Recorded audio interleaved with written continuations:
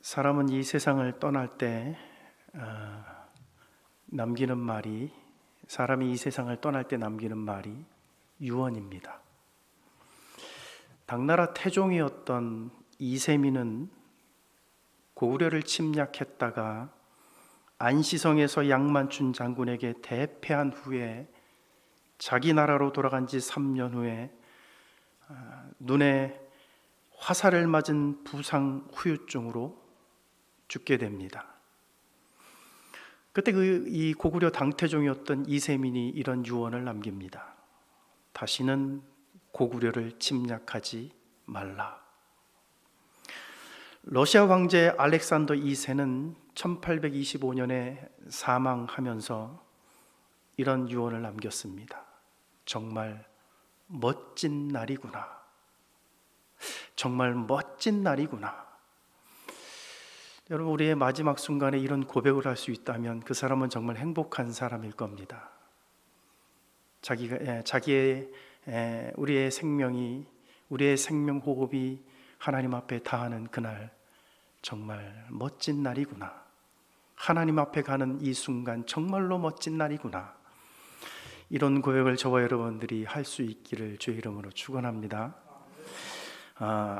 프랑스의 루이 14세는 1715년에 이 세상과 이별하면서 이런 유언을 남깁니다. 왜 우느냐?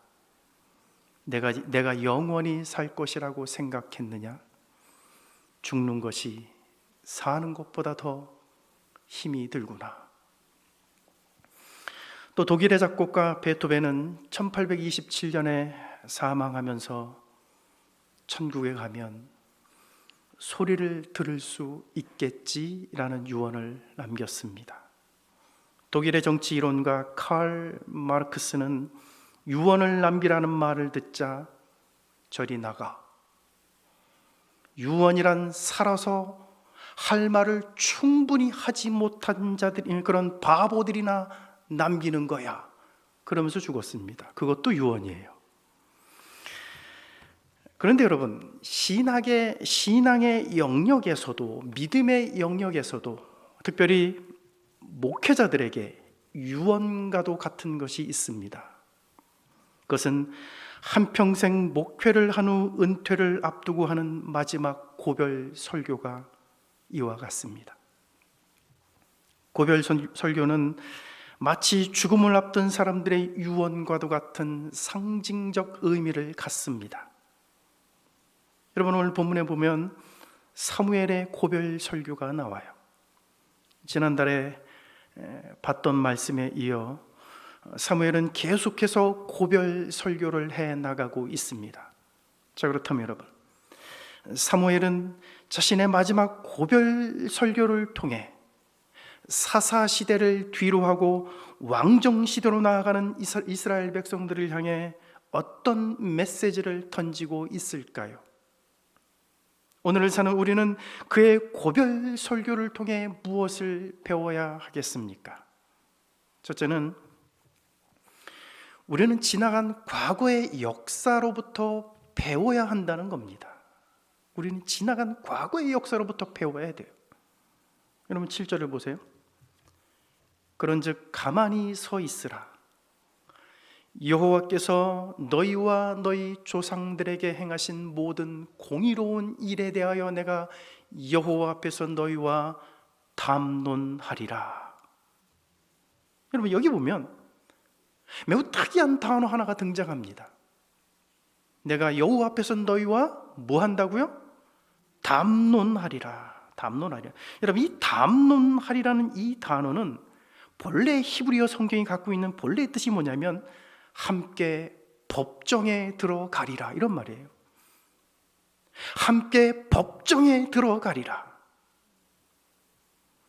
좀 더 구체적으로 말하자면 소송을 걸기 위해, 상대방을 고발하기 위해 법정에 들어간다는 말이 바로 이 담론이라는 단어입니다.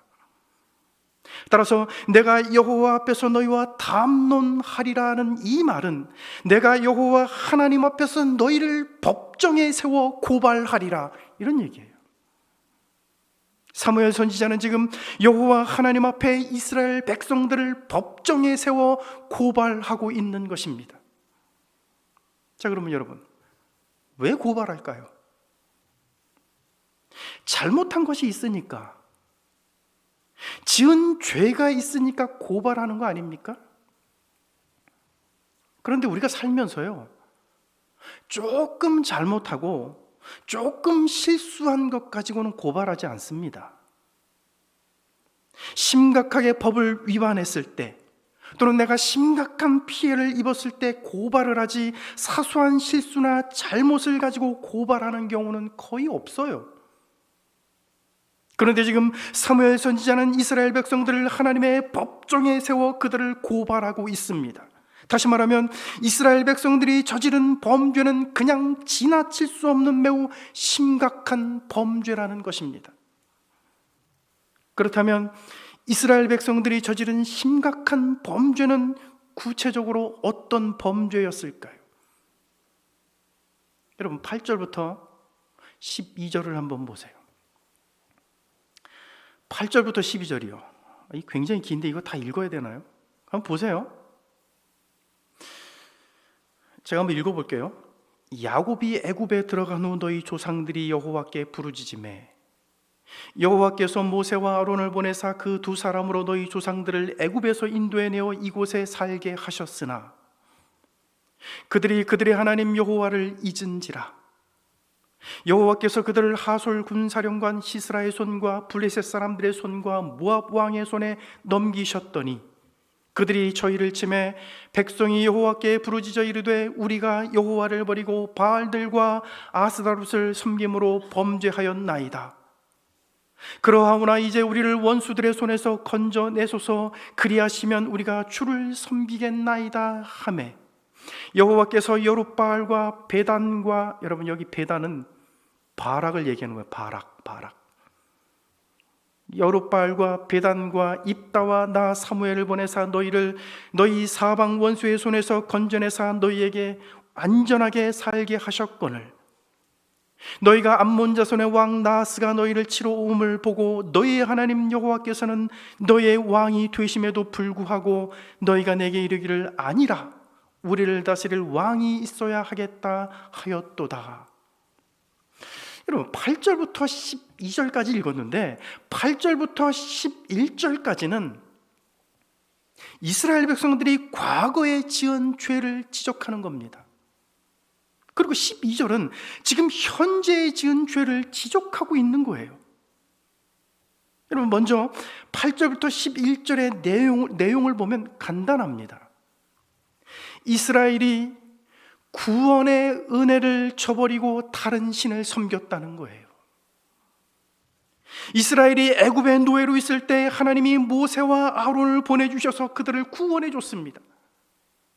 그런데 그들은 하나님의 구원의 은혜를 망각하고 바알과 아스다롯을 섬겼습니다.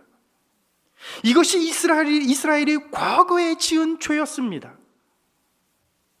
그런데 여러분, 지금은 어떻다는 거예요? 과거에 그런 죄를 졌어요. 그런데 지금은 어떻다는 겁니까? 이스라엘이 외세의 침략으로 어려움에 처했을 때, 그래서 그들이 고통 중에 하나님 앞에 부르짖을 때 하나님이 여룻바알을 보내줍니다. 기드온을 보내줘요. 그리고 바락을 보내주고 입다와 사무엘 선지자를 보내주셔서 그들을 구원해 주셨는데, 이스라엘은 암몬의 나하스가 쳐들어왔을 때 왕이신 하나님을 찾지 않고 인간 왕을 구했다는 거예요.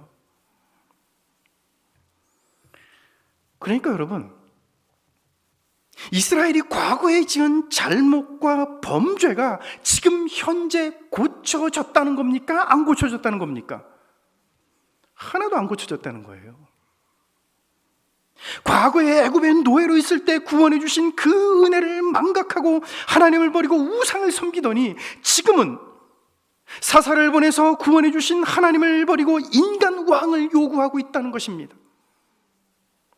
이스라엘은 하나도 달라지지 않았어요. 이스라엘은 과거에 지은 죄를 지금 현재도 똑같이 반복하고 있다는 것입니다. 과거에 하나님이 주신 은혜를 망각하고 배반하더니 지금도 역시 하나님을 배반하고 있다는 것입니다. 여러분, 이것이 이스라엘 백성들의 심각한 범죄였다는 거예요. 미국의 철학자 중에 산타야나라고 하는 사람이 있습니다. 산타야나. 이 사람이 이런 말을 했어요. 과거를 기억할 줄 모르는 사람들은 언제든지 과거를 되풀이할 수 있다. 그렇습니다, 여러분. 그의 말처럼 과거의 실수와 잘못으로 인해 겪었던 그 뼈저린 아픔과 후회를 기억하지 못하는 사람들은 또다시 과거에 겪었던 그 파멸의 길을 답습하게 되는 거예요. 어떤 사람이 이런 말을 했어요. 쥐가 고양이에게 잡혀 먹는 것은 스피드가 뒤지기 때문이 아니다. 쥐가 고양이한테 잡혀 먹는 것은 스피드가 뒤지기 때문에 잡혀 먹는 것이 아니다. 여러분, 쥐는 고양이를 만나면 쏜살같이 구멍으로 도망쳐 들어갑니다.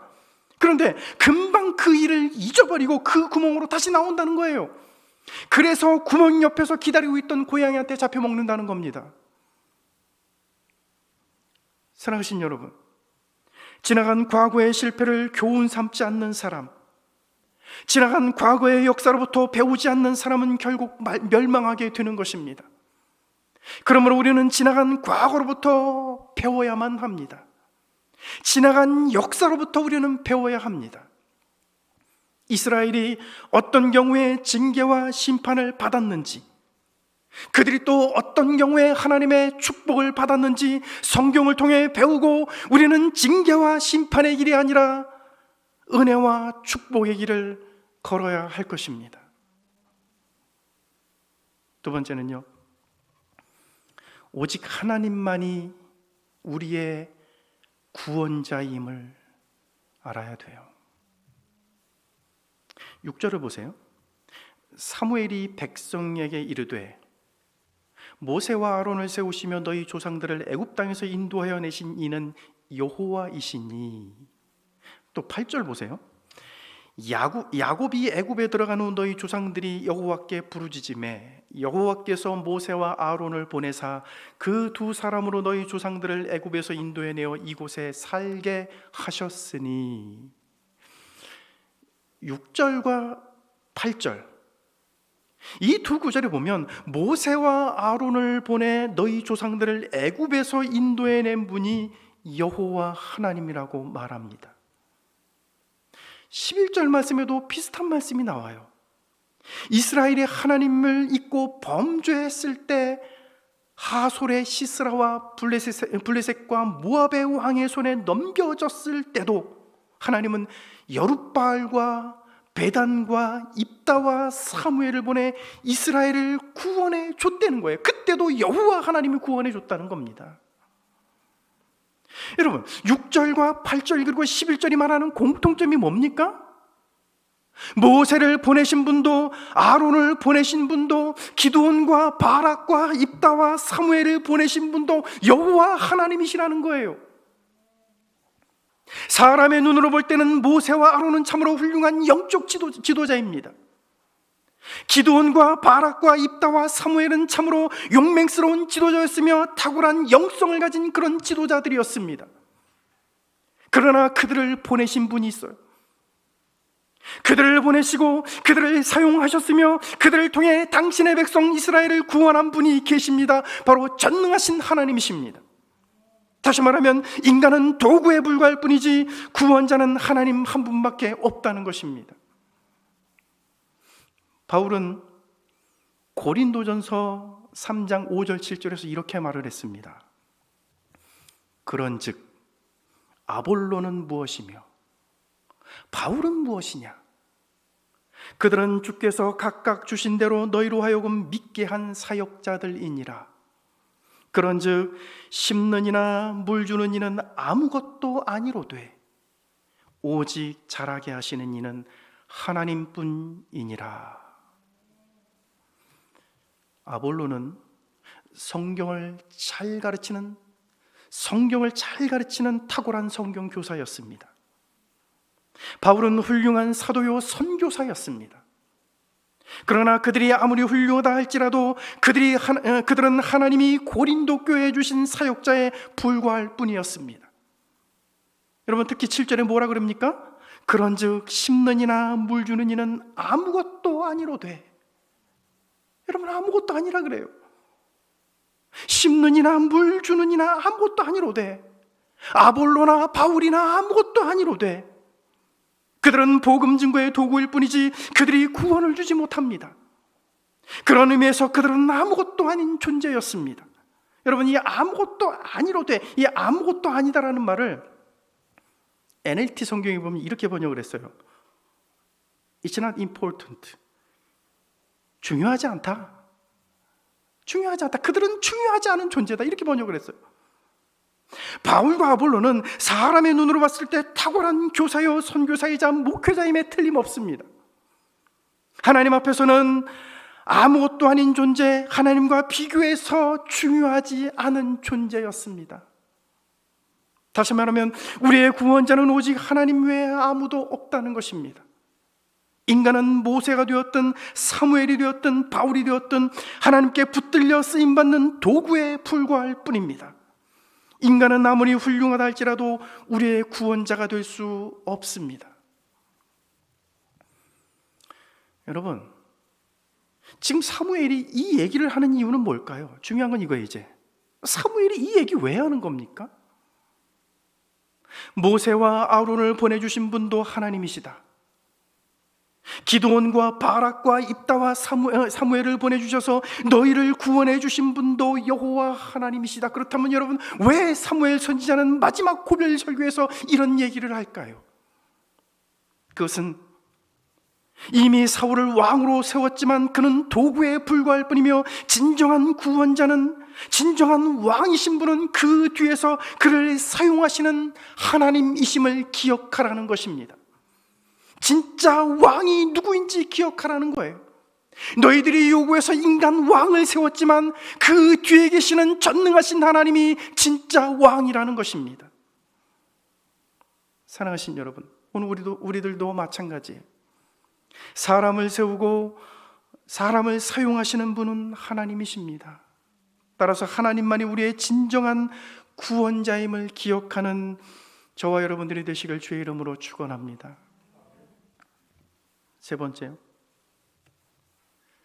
우리에게 말씀하시는 하나님의 음성을 들어야 돼요. 우리에게 말씀하시는 하나님의 음성을 들어야 됩니다. 여러분 9절을 보세요. 9절 앞부분에 이런 말이 나와요. 그들이 그들의 하나님 여호와를 잊은지라. 여러분 그들이 그들의 하나님 여호와를 잊은지라. 누구의 하나님이요? 그들의 하나님이요. 여러분 그들의 하나님이라는 얘기는요, 하나님이 그들의 주인이라는 얘기예요. 그런데 이스라엘은 그들의 주인 되신 하나님을 잊어버렸습니다. 더 충격적인 것은 여러분 여기 나오는 잊었다는 단어예요. 잊었다는 단어. 그들은 그들의 주인 되시는 하나님을 잊어버렸어요. 그런데 이 잊었다고 하는 이 단어는요, 너무나 바쁘게 살다 보니까 잠시 생각이 안 났다는 말이 아니에요. 너무너무 바쁘고 너무너무 정신없이 살다 보니까 실수로 깜빡했다는 그런 얘기가 아닙니다. 여러분 이 말은요, 여기 잊었다는 이 말은요, 내 기억에서 지워버렸다 그런 얘기예요. 여러분 가끔 핸드폰에 이제 전화가 오는 것 중에 받기 싫은 전화나 보험회사 전화, 뭐 대출 권유 전화가 오면 일부러 안 받잖아요. 그런데 또 걸려오고 자꾸 걸려오면 어떻게 합니까? 차단해버려요. 또 그 전화 또 계속 오면 번거로우니까 그냥 차단해버리고 그냥 삭제해버립니다. 그렇게 받기 싫어서 차단해버리는 것처럼, 그 즉시 삭제해버리는 것처럼 잊었다고 하는 이 단어는 하나님이 베풀어 주신 은혜와 하나님을 내 기억에서 의도적으로 지워버렸다는 거예요. 사실 이스라엘 백성들이 처음부터 이러지는 않았습니다. 이스라엘은 여호수아가 살아있던 당시만 해도 하나님의 언약에 순종하던 백성들이었습니다. 그런데 하나님의 은혜와 기적을 경험한 그 출애굽 1세대 그 부모 세대가 죽고 그들이 가나안에 정착하면서 유목 생활에서 농경 사회로 바뀌면서 비교적 안정된 삶을 누리게 되자 그때부터 그들은 하나님을 잊고 가나안의 신들을 섬기기 시작했습니다. 그들은 가진 것이 풍족해지자 하나님의 계명을 버리고 자기들의 소견에 옳은 대로 자기들 멋대로 살기 시작했습니다. 여러분, 우리는 가진 것이 없을 때보다 가진 것이 생기고 여유로워질 때 우리는 조심해야 됩니다. 가난할 때보다 부자로 살 때, 힘이 없을 때보다 힘과 권력이 생겼을 때 조심해야 되는 겁니다. 가진 것이 없을 때, 힘이 없고 을의 입장에서 매일 당하고 살 때는 그래도 하나님을 찾고 하나님 앞에 도와달라고 부르짖었어요. 그러나 내 손에 쥔 것이 좀 생기고 삶이 풍족해지고 여유로워지고 좀 더 높은 자리에 올라가게 되면 이상하게도 하나님을 찾지 않습니다. 기도하지 않아요.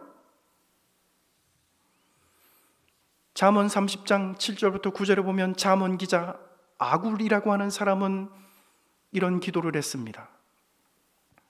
내가 두 가지 일을 주께 구하였사오니 내가 죽기 전에 내게 거절하지 마시옵소서. 곧 헛된 것과 거짓말을 내게서 멀리 하옵시며 나를 가난하게도 마옵시고 부하게도 마옵시고 오직 필요한 양식으로 나를 먹이시옵소서.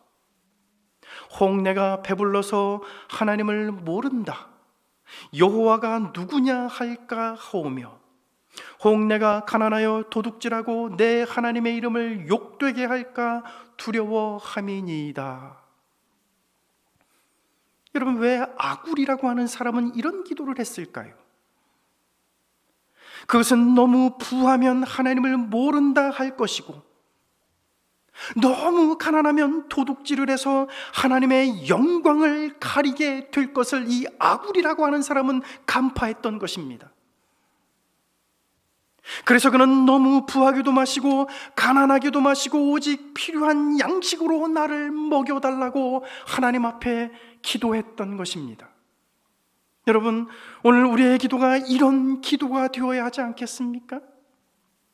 하나님을 잊지 않기 위해, 하나님의 거룩과 영광을 가리지 않기 위해 우리에게 필요한 양식을 달라고, 그런 기도, 하나님의 거룩과 영광을 위한 그런 기도, 그런 기도를 우리가 해야 되지 않겠습니까, 여러분?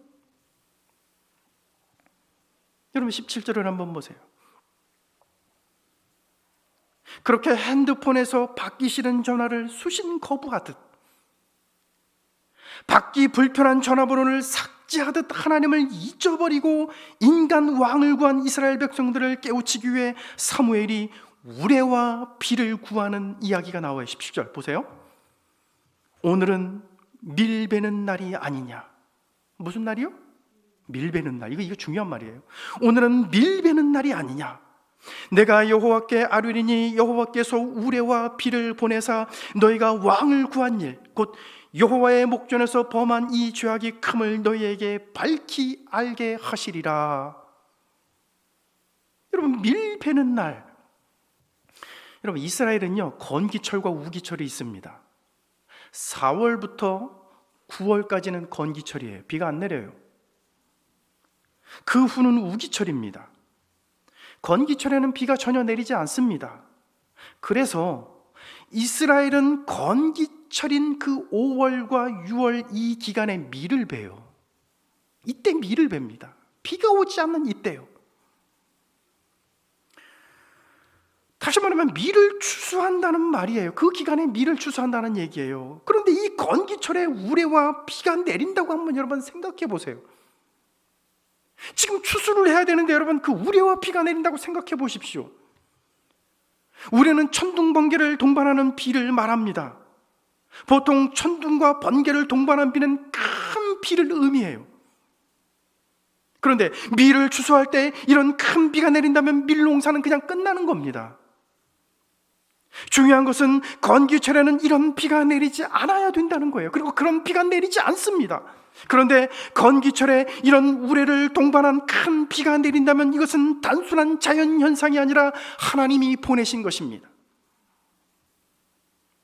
그런데 여기서 여러분 매우 흥미로운 단어가 하나 있어요.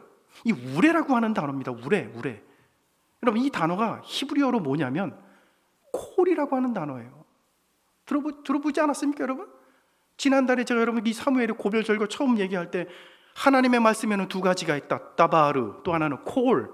그래서 두 번째 콜이라는 말은 감정이 섞인, 감정이 들어간 이 하나님의 말씀 얘기할 때 콜이라 그랬어요. 그런데 우레라는 말을 똑같은 말을 써요.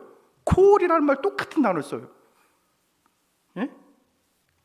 그럼 여러분 왜 우레란 말을 하나님의 음성을 뜻하는, 하나님의 말씀을 뜻하는 콜이라는 말, 똑같은 말을 썼을까요?